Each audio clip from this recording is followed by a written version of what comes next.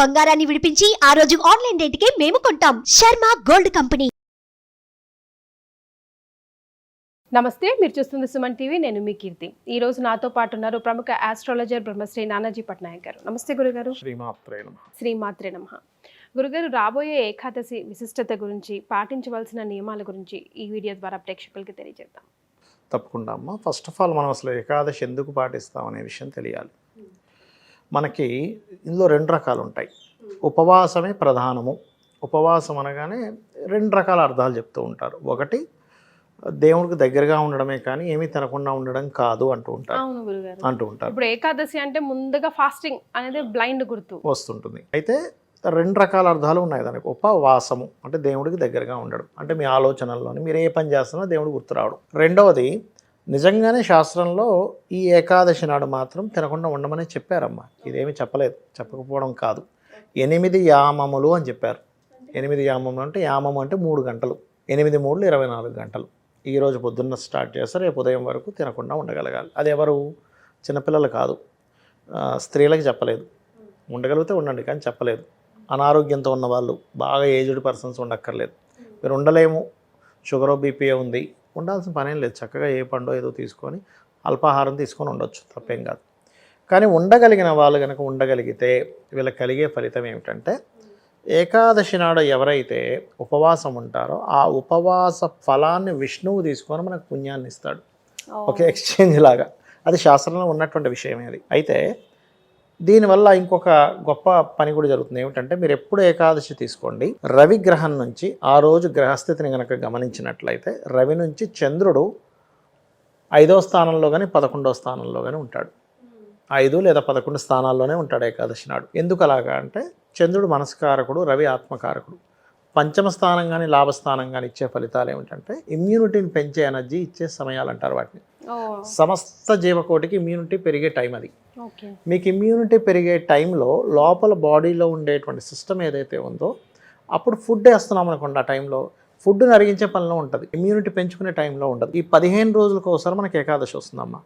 15 రోజులకు ఒకసారి మీరు కనుక ఏమీ తినకుండా సైలెంట్గా ఉంటే లోపల అదేం చేస్తుంది అంటే క్లీనింగ్ ప్రాసెస్ పెట్టుకుంటుంది. దీని మీద జపాన్లో ఒకతనికి నోబెల్ బహుమతి కూడా వచ్చింది. దీని మీద ఏకాదశి ఉన్న వ్యక్తికి ఏంటి ఫలితాలు అనేది రాశాడు ఆయన. క్యాన్సర్స్ రావట్లేదు, దీర్ఘవ్యాధులు రావట్లేదు, కాస్త దీర్ఘకాలం బతుకుతున్నారు, ఎక్కువ హెల్త్ ఇష్యూస్ రావట్లేదు అని దాని మీద రీసెర్చ్ చేసి రిపోర్ట్ ఇస్తే ఆయనకి నోబెల్ బహుమతి ఇచ్చారు. మన మహర్షులు ఎప్పుడో చెప్పారు ఇది ఆరోగ్యానికి మంచిది. ఇవి ఇప్పుడు వచ్చేటువంటి ఏకాదశికి ఉండేటువంటి ప్రత్యేకత ఏమిటి అంటే, ఇది పర్టికులర్గా చంద్రుడు కన్యారాశిలో కేతువుతో ఉండగా వస్తున్నాడు. అలాంటప్పుడు మనం చేసే ఏకాదశి వల్ల కలిగే ఫలితం ఏమిటంటే, మొట్టమొదటిగా మన బుద్ధి వికసిస్తుంది. ఎటువంటి విషయాల్లో? అప్పుల విషయాల్లో. ఇప్పుడు మనం చూడండి, మిస్క్యాల్కులేషన్ వల్లే పిచ్చి పిచ్చిగా మనం క్రెడిట్ కార్డ్ అక్కడ వాడేసి ఇక్కడ వాడేసి, అయ్యో ఇప్పుడు ఈ బిల్లు ఎలా కట్టాలని టెన్షన్ పడుతూ ఉంటాం. అంతే కదా.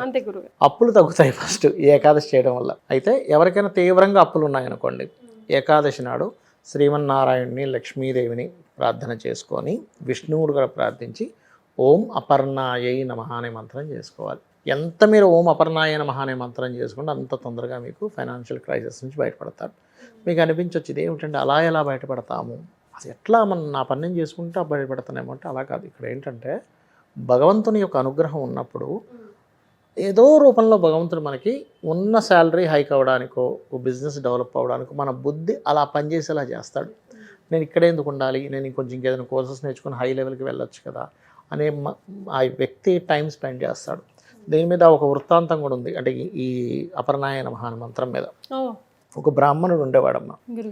ఆయన మంచి చాలా సత్యవాది, అన్నీ చక్కగా చేసుకునేవాడు. కానీ ఆయన కర్మ కొద్దీ ఆయన చేయకపోయినా వాళ్ళ పూర్వీకులు అంటే తండ్రులు తాతలు చేసిన అప్పు ఈయన మీద పడింది, మీరు కట్టాల్సిందే అని. ఈయన ఏదో అప్పుడప్పుడు ఉన్నప్పుడు అడపాదడప ఏదో కొంత డబ్బులు ఇచ్చేవాడు, ఈయనకు అంత సంపాదన ఉండేది కాదు. కానీ ఒకరోజు ఊరు వాళ్ళందరూ ఏం చేశారంటే, ఈయన ఇలా కాదు, ఈయన ఏదో చేసి మొత్తం మీద మనం ఈయన దగ్గర తీసుకుందాం డబ్బులు అని చెప్పని ఇంటికి వచ్చారు. ఈయన రోజు అమ్మవారి ఆరాధన చేసేవాడు. ఒక్కొక్క నామంతో, లలిత సహస్రనామాల్లో ఒక్కొక్క నామంతో పూజ చేసేవాడు. అందరూ వచ్చారు, వాళ్ళ భార్య చూసి ఏమంటే పూజ చేసుకుంటున్నారు, కూర్చోండి వస్తారని చెప్పింది. లోపలికి వెళ్ళి చెప్పింది అప్పుడు వాళ్ళు వచ్చారు అని. అప్పుడే సరిగా అపర్ణ అనే నామంతో చేస్తున్నాడు.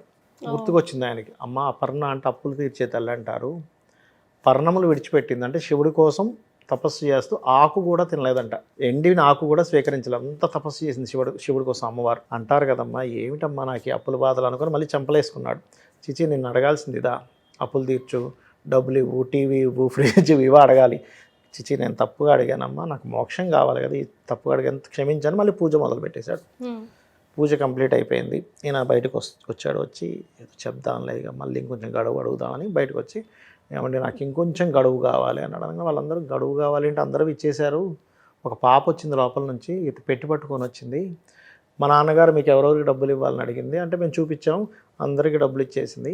ఈ పత్రాలు చింపేయమంటారా అంటే వద్దొద్దు, మా నాన్నగారు వస్తారు, ఆయనకి చూపించి చింపేసాను, లోపలికి వెళ్ళింది. ఒకసారి పిలవండి ఆ పాపని, మేము చూస్తాము. ఎంత ముద్దు వస్తుంది ఆ పాప, అసలు మాకు మళ్ళీ మళ్ళీ చూడాలనిపిస్తుంది. ఆ పాప ఉన్నంతకాలం మమ్మల్ని మేము మర్చిపోయాం, ఒకసారి పిలవండి అంటాడు. అనగానే ఆయన అక్కడే కూర్చుండిపోతాడు. ఏమిటి స్వామి ఇలా కూర్చుండిపోయారు, అసలు నాకు పిల్లలే లేరయ్యా, మీరు ఎంత అదృష్టవంతులు, మీకు ఆ అమ్మవారు వచ్చి కనబడింది అంతే కదా అని అంటాడు. అంటే ఏమిటంటే ఆ శక్తి, అంత అమ్మవారిని అడగగలగాలి, అమ్మవారు ఇస్తుంది ఖచ్చితంగా. దాని తర్వాత అతనికి రాజు పిలిచి ఆస్థానంలో అతనికి ఒక చోటు ఇవ్వడం జరుగుతుంది. అక్కడ నుంచి లైఫ్ అనేది బాగుంటుంది. ఏంటంటే అంత శక్తి ఉంటుంది. ఇప్పుడు అనవచ్చు ఏమండి మేము చేస్తే అమ్మవారు పిల్ల రూపంలో వస్తుందా అంటే ఈ కాలం వేరు. ఈ కాలంలో మనుష్య రూపంలోనే ఒక వ్యక్తి మనకు సహాయం చేస్తాడు. అంటే అలాగా, అరే నీ టాలెంట్కి ఇక్కడ ఇంకో శాలరీ, ఎక్కువ శాలరీ వస్తుందని చెప్పడము, లేకపోతే ఈ కోర్స్ నేర్చుకోమని చెప్పడము, సజెషన్ ఇవ్వడము, బిజినెస్ చేస్తే బిజినెస్ డెవలప్ ఏం చేయాలో చెప్పడం, ఏదో రూపంలో వస్తుందమ్మా భగవంతుడు. కాబట్టి చూపిస్తాడు, ఖచ్చితంగా దారి చూపిస్తాడు. కనీసం 40 నిమిషాలు చేయాలి మంత్రాన్ని, చేస్తే కనుక ఖచ్చితంగా అప్పులు తీరతాయి. నేను చాలామంది స్టార్టింగ్లో మన వీడియోలు చూసినప్పుడు ఇదేమిటి అవుతుందా, సరే చూద్దాంలే, డబ్బులేం ఖర్చు పెట్టేది లేదు కదా, జపం చేసి చూద్దామని చేసి అరే నిజమే తీరిపోతున్నాయి ఏంటి అని అనుకొని ఆశ్చర్యపోయి నాకు కాల్ చేసిన వాళ్ళు, మెసేజ్ చేసిన వాళ్ళు చాలామంది ఉన్నారు అమ్మవారి అనుగ్రహం వల్ల. కానీ మన ఈ వీడియో కూడా చాలా మందికి కూడా ఉపయోగపడుతుంది గురుగారు. బికాజ్ ఈ రోజుల్లో అప్పు లేని ఇల్లు ఉందా అంటే కొంచెం మనం ఆలోచించాలి. ఎందుకు అవుతుందంటే అమ్మ అప్పు, ఒకప్పుడు మనకు ఒక కోరిక పుట్టింది అనుకోండి, పలానాది కొనుక్కోవాలని మనకి యాక్సెస్ ఉండేది కాదు. ఇప్పుడేంటి ఈజీ యాక్సెస్, ఫోన్లో చూస్తున్నాం, ఉంది అప్పు దొరుకుతుంది, క్రెడిట్ కార్డు అప్పు ఇస్తున్నాడు, వెంటనే కొనేస్తున్నాం. ఒకప్పుడు అట్లా అప్పు ఇచ్చేవాడు కష్టం, దొరికే వస్తువు కష్టం. ఆ వస్తువు కొనుక్కుందాం అనుకొని 4 రోజులు ఆగేసరికి మనకు దాని మీద కోరికే చచ్చిపోతుంది. ఇప్పుడు అలా కాదు, మీ కోరిక పుట్టిన వెంటనే కొనే యాక్సెస్ ఉంది, అందుకే మనిషి ఖర్చు అయిపోతుంది ఎక్కువ. సో మనమే కంట్రోల్లో ఉండగలగాలి. చాలా సంతోషం గురుగారు, ధన్యవాదాలు. శ్రీమాత్రే నమః.